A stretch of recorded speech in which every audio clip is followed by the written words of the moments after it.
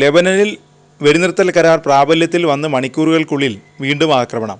ഇസ്രായേലിൻ്റെ തെക്കൻ മേഖലകളിലേക്ക് ഹിസ്ബുല്ല പ്രവർത്തകർ നുഴഞ്ഞു കയറിയെന്നാണ് ഇസ്രായേൽ പ്രതിരോധ സേന പറയുന്നത്. വെടിനിർത്തൽ കരാർ പ്രാബല്യത്തിൽ വന്നതിന് പിന്നാലെ ഇരു രാജ്യങ്ങളിലും കുടുങ്ങിക്കിടന്നവർ അതിർത്തി വഴി സ്വന്തം രാജ്യത്തേക്ക് മടങ്ങാൻ ആരംഭിച്ചിരുന്നു. ഇതിനിടെയാണ് ഹിസ്ബുള്ള നുഴഞ്ഞു കയറിയിരിക്കുന്നതെന്നാണ് പ്രതിരോധ സേന പറയുന്നത്. ഇരു രാജ്യങ്ങളിലും യാതൊരു പ്രകോപനവും സൃഷ്ടിക്കരുതെന്നാണ് കരാറിലുള്ളത്. ഇതാണ് നുഴഞ്ഞുകയറ്റത്തിലൂടെ ഹിസ്ബുള്ള ലംഘിച്ചിരിക്കുന്നതെന്നും ഇസ്രായേൽ അവകാശപ്പെടുന്നു. നുഴഞ്ഞുകയറ്റം തടയാൻ ഇസ്രായേൽ ടാങ്കുകൾ ഉപയോഗിച്ച് പ്രത്യാക്രമണം നടത്തിയിരുന്നു. ഇസ്രായേലിൻ്റെ തെക്കൻ പ്രദേശങ്ങളിൽ 6 ആക്രമണം ഉണ്ടായത്. മർക്കബ, വസൈനി, ഖർച്ചൗബ എന്നിവിടങ്ങളിൽ ഇസ്രായേൽ ടാങ്കുകൾ വിന്യസിച്ചിട്ടുണ്ട്. ബ്ലൂ ലൈനിൽ നിന്നും കേവലം 2 കിലോമീറ്റർ മാത്രം അകലെയാണ് ഈ ടാങ്കുകളുടെ സ്ഥാനം. അതിർത്തിയിൽ ഡ്രോൺ നിരീക്ഷണവും തുടരുകയാണ്. അമേരിക്കയുടെയും ഫ്രാൻസിൻ്റെയും നിരന്തര ഇടപെടലിനെ തുടർന്നാണ് വെടിനിർത്തൽ കരാർ പ്രാബല്യത്തിൽ വന്നത്. ഇസ്രായേൽ പ്രധാനമന്ത്രി ബെഞ്ചമിൻ നെതന്യാഹു ഏറെ പണിപ്പെട്ടാണ് സുരക്ഷാ മന്ത്രിസഭയിൽ വെടിനിർത്തൽ കരാർ അംഗീകരിപ്പിച്ചത്.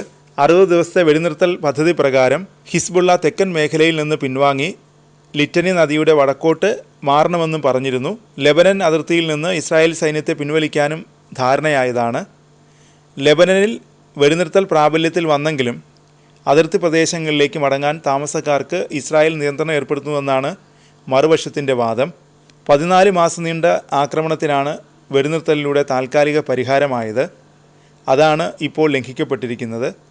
അതിർത്തി പ്രദേശങ്ങളിലേക്ക് മടങ്ങാൻ കുടുംബങ്ങളെ അനുവദിക്കാൻ സമയമായില്ലെന്ന് ഇസ്രായേൽ പ്രധാനമന്ത്രി നെതന്യാഹുവും പ്രതിരോധ മന്ത്രി ഇസ്രായേൽ കാറ്റ്സും ഉത്തരവിട്ടു.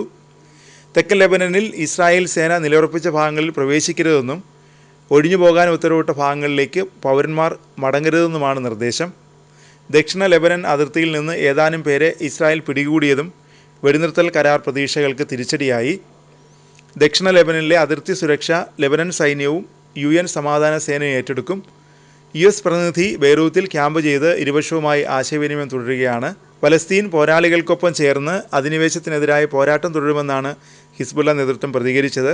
ലെബനൻ്റെ പരമാധികാരവും സ്വാതന്ത്ര്യവും ഉറപ്പാക്കാൻ ജാഗ്രതയോടെ നിലയുറപ്പിക്കുമെന്നും ഹിസ്ബുള്ള അറിയിച്ചു.